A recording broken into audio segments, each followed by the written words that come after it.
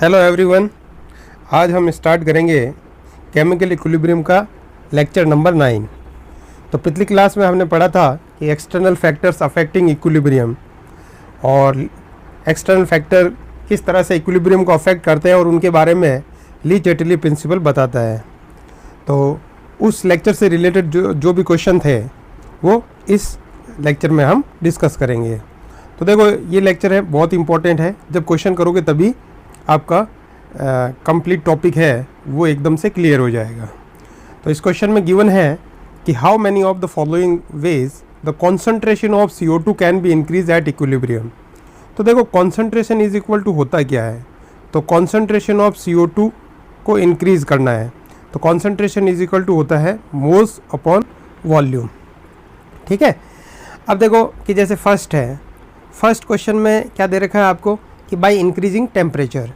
अब देखो कि आप अगर रिएक्शन का टेम्परेचर बढ़ाते हो, जैसे ये रिएक्शन है, रिएक्शन कैसी है आपकी, एंडोथर्मिक रिएक्शन है।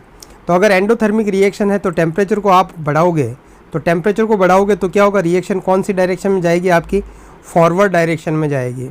और रिएक्शन अगर फॉरवर्ड डायरेक्शन में जाएगी तो मोल्स ऑफ CO2 क्या होंगे आपके, इंक्रीज होंगे। ठीक है। और कॉन्सेंट्रेशन इज इक्वल टू क्या होता है आपका, concentration of CO2 is equal to moles upon volume. Concentration of CO2 is equal to क्या होता है, मोल्स अपॉन वॉल्यूम। तो वॉल्यूम तो कांस्टेंट है लेकिन मोल्स बढ़ रहे हैं तो कॉन्सेंट्रेशन भी बढ़ेगी। ठीक है। तो फर्स्ट आंसर हो गया हमारा एक। तो उसके बाद में नेक्स्ट सेकंड पॉइंट दे रखा है कि बाय डिक्रीजिंग वॉल्यूम। अब देखो कि ये जो पर्टिकुलर रिएक्शन है, इस पर्टिकुलर रिएक्शन के लिए जो डेल्टा NG है वो 0 है कि रिएक्शन ना तो फॉरवर्ड डायरेक्शन में जाएगी और ना ही बैकवर्ड डायरेक्शन में जाएगी अगर आप वॉल्यूम या प्रेशर को चेंज करते हो। तो इसका मतलब क्या होगा कि जो मोल्स है, मोल्स तो हमेशा ही क्या रहेंगे आपके, कांस्टेंट रहेंगे। ठीक है। अच्छा, कॉन्सेंट्रेशन ऑफ CO2 तो इज इक्वल टू क्या होता है, मोल्स अपॉन वॉल्यूम होता है। तो मोल्स तो कांस्टेंट रहेंगे और जो वॉल्यूम है वो वॉल्यूम क्या हो रहा है आपका, डिक्रीज कर रहे हो। तो वॉल्यूम को आप जैसे ही डिक्रीज करोगे तो वॉल्यूम को डिक्रीज करने पर कॉन्सेंट्रेशन ऑफ CO2 बढ़ेगी। तो सेकेंड भी हमारा आंसर होगा। उसके बाद में देखो नेक्स्ट थर्ड ऐसी कि बाय डिक्रीजिंग वॉल्यूम। तो अगर आप वॉल्यूम को डिक्रीज कर रहे हो तो देखो increasing volume, sorry, temperature constant है। तो अगर ये डेल्टा NG 0 है, हम बात कर चुके हैं कि वॉल्यूम और प्रेशर को चेंज करने पर रिएक्शन के इक्विलिब्रियम में कोई भी फ़र्क नहीं पड़ेगा। लेकिन तो क्या होगा आपका, मोल्स भी कांस्टेंट ही रहेंगे और concentration of CO2 is equal to moles upon volume. Moles constant रहेंगे और वॉल्यूम बढ़ा रहे हो तो कॉन्सेंट्रेशन कम होगी, ज़्यादा नहीं होगी। तो ये हमारा आंसर नहीं है। उसके बाद में नेक्स्ट है डी ऑप्शन कि by adding more CO gas. अब देखो आप CO गैस को अगर आप ऐड करोगे तो ये रिएक्टेंट साइड में CO गैस को ऐड करने पर रिएक्शन कौन सी डायरेक्शन में जाएगी आपकी, फॉरवर्ड डायरेक्शन में जाएगी। तो रिएक्शन फॉरवर्ड डायरेक्शन में जाएगी तो मोल्स ऑफ CO2 क्या होंगे आपके, इंक्रीज होंगे। तो concentration of CO2 is equal to क्या होगा, मोल्स अपॉन वॉल्यूम होगा कि नहीं होगा। अब देखो इसमें जो वॉल्यूम और टेम्परेचर तो कांस्टेंट है आपके और CO के मोल बढ़ाने पर क्या होगा, रिएक्शन फॉरवर्ड डायरेक्शन में जाएगी और CO2 के मोल बढ़ेंगे। तो CO2 के मोल बढ़ेंगे तो कॉन्सेंट्रेशन भी बढ़ेगी। तो डी भी हमारा आंसर है। उसके बाद में नेक्स्ट है ई। तो ई में क्या करना है हमें, अब देखो ई में क्या दिया हुआ है कि बाय रिमूविंग H2 गैस। अब आप अगर H2 गैस को रिमूव करोगे तो H2 गैस को रिमूव करेंगे तो रिएक्शन कौन सी डायरेक्शन में जाएगी आपकी, फॉरवर्ड डायरेक्शन में जाएगी। और फॉरवर्ड डायरेक्शन में जाएगी तो रिएक्शन में CO2 के नंबर ऑफ मोल्स बढ़ेंगे। तो CO2 की कॉन्सेंट्रेशन इज इक्वल टू क्या होगा, मोल्स अपॉन वॉल्यूम। तो मोल्स बढ़ेंगे और वॉल्यूम तो क्या है, कांस्टेंट ही। तो CO2 की कॉन्सेंट्रेशन भी बढ़ेगी। तो ई भी हमारा आंसर है। उसके बाद में नेक्स्ट है एफ कि बाय एडिंग इनर्ट गैस। तो इनर्ट गैस को हम ऐड कर रहे हैं। ठीक है ना। अब देखो कि इस पर्टिकुलर रिएक्शन के लिए क्या होता है, डेल्टा NG की वैल्यू 0 है। तो चाहे आप वॉल्यूम को चेंज करो चाहे प्रेशर को चेंज करो, इसमें क्या होगा आपका, नो इफेक्ट। कि मतलब रिएक्शन ना तो फॉरवर्ड डायरेक्शन में जाएगी ना ही बैकवर्ड डायरेक्शन में जाएगी। ठीक है। तो अब क्या होगा कि मोल्स में तो कोई भी चेंज नहीं होगा। तो concentration of CO2 is equal to क्या होगा, मोल्स अपॉन वॉल्यूम। ये भी कांस्टेंट है। और लेकिन आप क्या कर रहे हो कि एडिंग इनर्ट गैस और प्रेशर कांस्टेंट है। प्रेशर को कांस्टेंट रखना है तो हमको क्या करना पड़ेगा, वॉल्यूम को बढ़ाना पड़ेगा। तो वॉल्यूम को जैसे ही बढ़ाओगे क्या होगा आपका कि कॉन्सेंट्रेशन ऑफ CO2 कम हो जाएगी। तो ये भी हमारा आंसर नहीं है। अच्छा, उसके बाद में नेक्स्ट है जी के अंदर क्या दिया हुआ है आपका कि बाय एडिंग इनर्ट गैस और वॉल्यूम कांस्टेंट है। तो देखो डेल्टा एन जी 0 है और वॉल्यूम तो वैसे भी कांस्टेंट वॉल्यूम पर इनर्ट गैस का एडिशन का कोई भी इफेक्ट नहीं होता, हम पढ़ चुके हैं ये, तो कोई भी इफेक्ट नहीं होगा, नो इफेक्ट है इसमें, सेम टू सेम। तो CO2 है वो क्या होगा, मोस अपॉन वॉल्यूम, तो ना तो रिएक्शन किसी भी डायरेक्शन में गई है क्योंकि कोई भी इफेक्ट नहीं है और वॉल्यूम भी कांस्टेंट है, तो CO2 की कॉन्सेंट्रेशन भी क्या रहेगी आपकी, कांस्टेंट रहेगी। तो ये भी हमारा आंसर नहीं है। उसके बाद में H है, ठीक है ना, बाय इंक्रीजिंग प्रेशर, तो प्रेशर को इंक्रीज करोगे, तो प्रेशर को अगर आप इंक्रीज करोगे तो किस तरह से करोगे, वॉल्यूम को कम करके ही करोगे। तो देखो प्रेशर को इंक्रीज करने पर इस पर्टिकुलर रिएक्शन के लिए डेल्टा एन जी की वैल्यू 0 है, डेल्टा एन जी 0 है, इसका मतलब रिएक्शन ना तो फॉरवर्ड डायरेक्शन में जाएगी ना ही बैकवर्ड डायरेक्शन में जाएगी, तो नंबर ऑफ मोल्स तो सेम ही रहेंगे आपके, लेकिन CO2 की कॉन्सेंट्रेशन इज इक्वल टू क्या होता है, मोल्स अपॉन वॉल्यूम, मोल्स तो सेम ही रहेंगे लेकिन वॉल्यूम कम हो रहा है, तो वॉल्यूम कम हो रहा है तो CO2 की कॉन्सेंट्रेशन क्या हो जाएगी, बढ़ जाएगी। उसके बाद में नेक्स्ट है आई, कि इसमें क्या होगा कि एडिशन ऑफ कैटलिस्ट, तो देखो कैटलिस्ट को ऐड करने पर हम पहले ही बात कर चुके हैं कि किसी भी रिएक्शन में कैटलिस्ट को ऐड करने पर, अच्छा ये भी हमारा आंसर है HB, अच्छा कैटलिस्ट को ऐड करने पर क्या होगा कि रिएक्शन की स्टेट चेंज नहीं होगी, तो मोल्स भी क्या रहेंगे आपके कांस्टेंट, वॉल्यूम भी कांस्टेंट है, तो कॉन्सेंट्रेशन भी क्या रहेगी आपकी, कांस्टेंट रहेगी इस पर्टिकुलर केस में। तो ये भी हमारा। अब देखो नेक्स्ट क्वेश्चन है हमारा कि for the reaction N2 gas plus 3H2 gas gives 2NH3 the value of Kc does not depends upon. तो देखो हम बात कर चुके हैं कि जो Kc होता है वो for a given stoichiometric reaction सिर्फ और सिर्फ किसके ऊपर डिपेंडेंट होता है, आपका टेम्परेचर के ऊपर ही डिपेंडेंट होता है, ठीक है ना, और किसी भी चीज़ के ऊपर, किसी भी कॉन्सेंट्रेशन के ऊपर, प्रेशर, वॉल्यूम, इनके कैटलिस्ट, इनके ऊपर डिपेंडेंट नहीं होता है। तो किस किस पे Kc does not depends on, तो फर्स्ट दिया हुआ है initial concentration of the reactant, सही बात है, इसके ऊपर भी डिपेंडेंट नहीं होगा, प्रेशर के ऊपर भी डिपेंडेंट नहीं होगा, टेम्परेचर के ऊपर डिपेंडेंट है और कैटलिस्ट के ऊपर भी डिपेंडेंट नहीं होगा। तो हमारा आंसर क्या हो जाएगा यहाँ पर, C, A, B और D, ठीक है। चलो नेक्स्ट क्वेश्चन करते हैं। और अब देखो इसमें क्वेश्चन में दिया हुआ है कि the equilibrium 2SO2 gas plus O2 gas gives 2SO3 gas shift forward, मतलब रिएक्शन फॉरवर्ड डायरेक्शन में कब जाएगी, तो कैटलिस्ट इज यूज, तो बिल्कुल गलत बात है क्योंकि कैटलिस्ट रिएक्शन की स्टेट को चेंज नहीं करता है।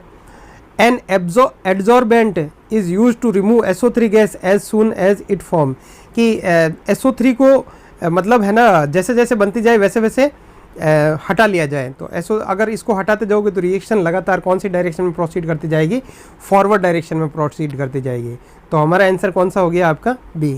फिर उसके बाद में हम देखते हैं कि C का और क्या इफेक्ट होगा, small amount of reactant are removed, नहीं, अगर आप रिएक्टेंट को रिमूव करोगे तो रिएक्शन बैकवर्ड डायरेक्शन में जाएगी, फॉरवर्ड डायरेक्शन में शिफ्ट नहीं होगी, तो इसलिए हमारा आंसर है B।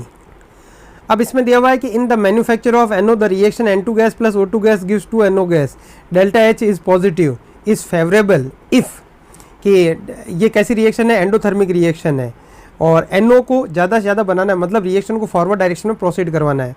तो देखो इस पर्टिकुलर रिएक्शन के लिए डेल्टा NG की वैल्यू 0 है, तो अगर डेल्टा NG की वैल्यू 0 है तो इसमें वॉल्यूम और प्रेशर को चेंज करने का कोई भी इफेक्ट नहीं होगा, ना तो रिएक्शन फॉरवर्ड डायरेक्शन में जाएगी ना ही बैकवर्ड डायरेक्शन में जाएगी।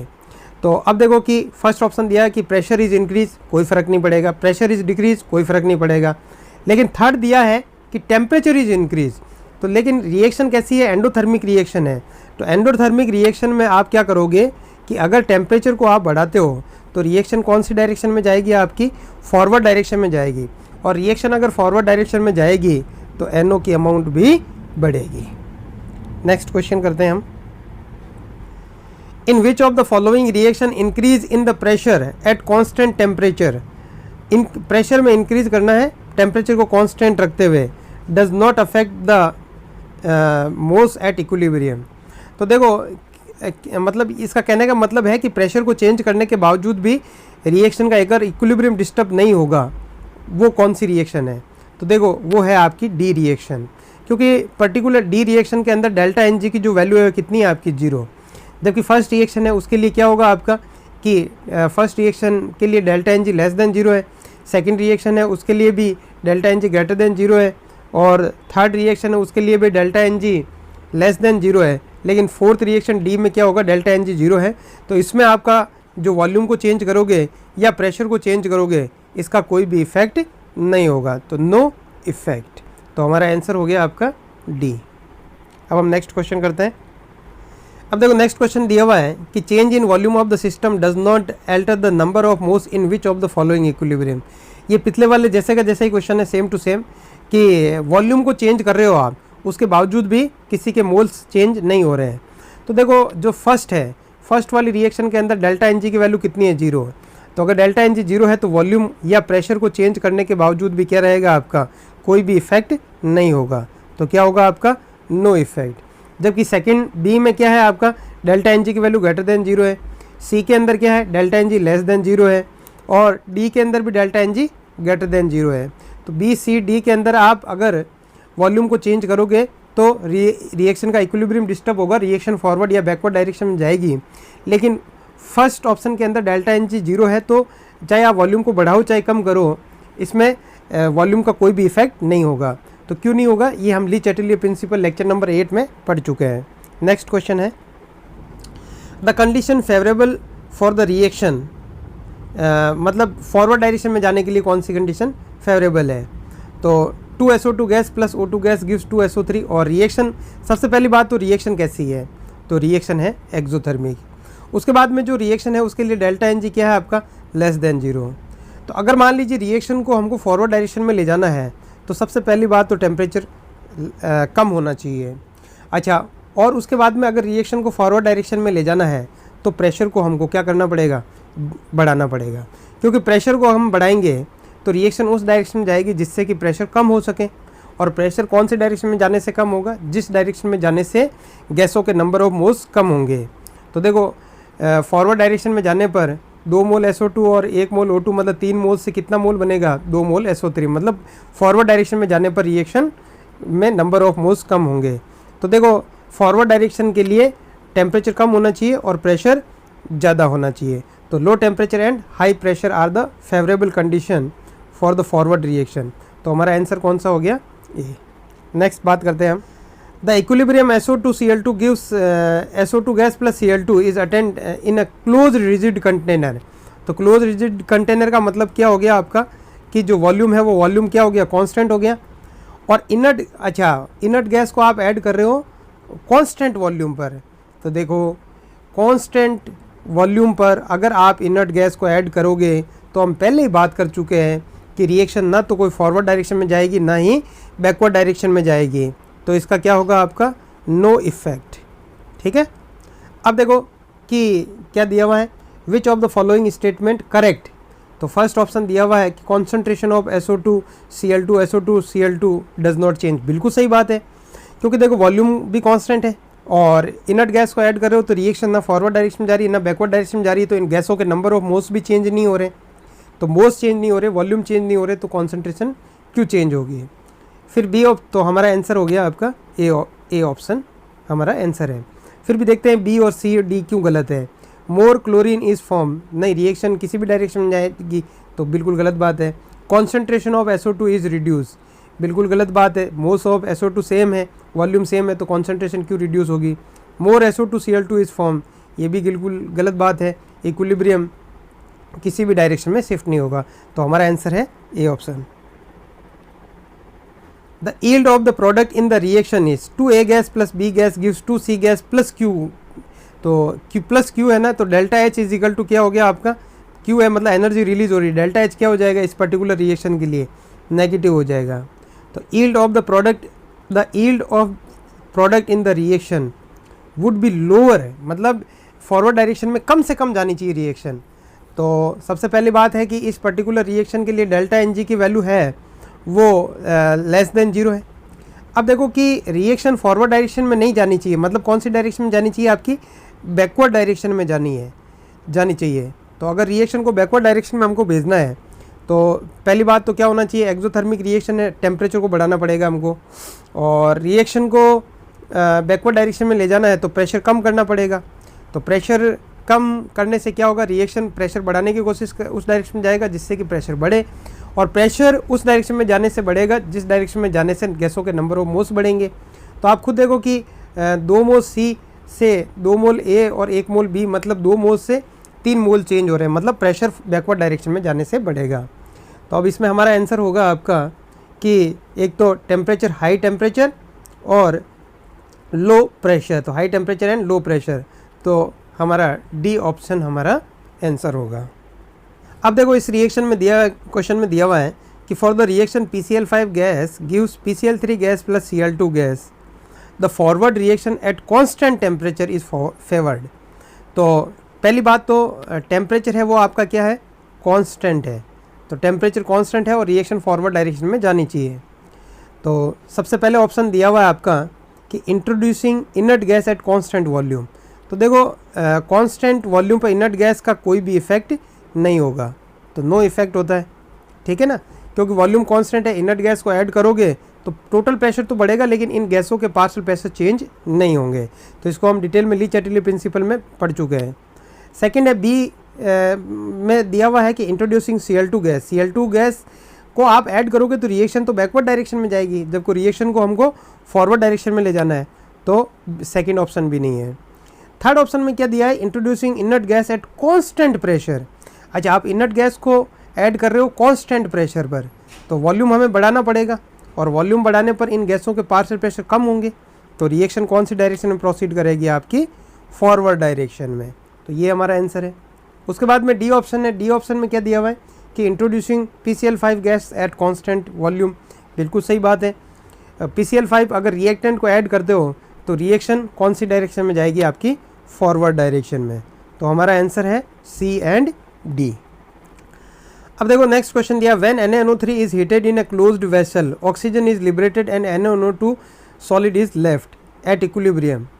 तो अब देखो कि सबसे पहले तो एक हम रिएक्शन देख लेते हैं कि NaNO3 solid gives NaNO2 solid plus half O2 gas, ठीक है। अब देखो क्या होगा, addition of NaNO2 solid favour reverse reaction, बिल्कुल भी गलत बात है, क्योंकि हम बात कर चुके हैं कि सॉलिड या प्योर लिक्विड के एडिशन या सब्ट्रैक्शन से कोई भी इफेक्ट नहीं होता है। सेकंड बी में दिया है एडिशन ऑफ NaNO3, तो NaNO3 भी कौन सी फॉर्म में, सॉलिड का भी कोई भी इफेक्ट नहीं होगा। थर्ड सी में दिया हुआ है इंक्रीजिंग टेम्परेचर। देखो ये जो रिएक्शन है ये एक एंडोथर्मिक रिएक्शन है, तो एंडोथर्मिक रिएक्शन है तो डेल्टा एच कैसा होगा आपका इस पर्टिकुलर रिएक्शन के लिए, पॉजिटिव होगा। तो ये रिएक्शन कौन सी डायरेक्शन में जाएगी, आपकी फॉरवर्ड डायरेक्शन में, तो ये ज़रूर हमारा आंसर है।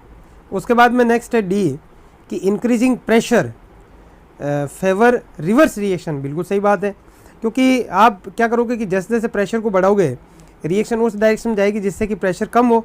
तो देखो बैकवर्ड डायरेक्शन में जाने से ही आपका प्रेशर कम हो सकता है, क्योंकि इस साइड में ये हाफ मोल गैस है और ये बैकवर्ड डायरेक्शन में जाएगी तो ये तो सॉलिड में ही चेंज हो जाएगी।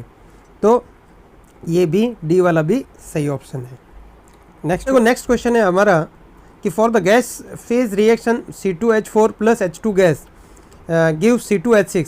अब देखो इस पर्टिकुलर रिएक्शन के लिए डेल्टा H की वैल्यू क्या है, आपकी नेगेटिव है, और डेल्टा Ng की वैल्यू क्या है, लेस देन 0, और carried out in a close vessel the equilibrium moles of C2H4 can be increase. अब हमें करवाना क्या है कि जो C2H4 है उसके नंबर ऑफ मोल्स बढ़वाने हैं। तो नंबर ऑफ मोल्स कौन सी डायरेक्शन में जाने से बढ़ेंगे, आपके बैकवर्ड डायरेक्शन में। तो हमको ऑप्शन में ढूंढना है कि कौन सी रिएक्शन, कौन से ऑप्शन में रिएक्शन बैकवर्ड डायरेक्शन में जा रही है। तो देखो फर्स्ट ऑप्शन है हमारा इंक्रीजिंग टेम्परेचर, बिल्कुल सही बात है कि अगर रिएक्शन एक्सोथर्मिक है तो अगर आप टेम्परेचर को बढ़ाओगे तो रिएक्शन कौन सी डायरेक्शन में जाएगी, आपकी बैकवर्ड डायरेक्शन में जाएगी, बिल्कुल सही बात है ये। तो ये हमारा ऑप्शन है। उसके बाद में सेकंड है डिक्रीजिंग द प्रेशर, प्रेशर को आप डिक्रीज करोगे तो रिएक्शन उस डायरेक्शन में जाएगी जिससे कि प्रेशर बढ़े, और प्रेशर कौन सी डायरेक्शन में जाने से बढ़ेगा, जिस डायरेक्शन में जाने से नंबर ऑफ मोल्स बढ़े, तो वो कौन सी डायरेक्शन है, आपकी बैकवर्ड डायरेक्शन। उसके बाद में नेक्स्ट सी है हमारा कि रिमूविंग H2 गैस, अगर आप H2 गैस को रिमूव करोगे तो रिएक्शन उस डायरेक्शन में जाएगी जिससे कि H2 गैस बने, तो कौन सी डायरेक्शन में जाने से बढ़ेगा, बैकवर्ड डायरेक्शन में जाने से। तो ये भी हमारा ऑप्शन है।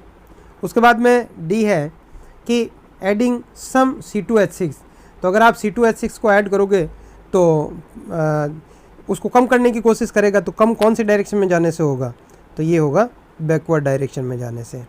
तो हमारे आंसर हो गए ए बी सी डी। इसी के साथ में हमने इस लेक्चर से रिलेटेड क्वेश्चन किए। तो अगर आपको मेरा वीडियो पसंद आया तो वीडियो को लाइक और चैनल को सब्सक्राइब ज़रूर करना। Thank you.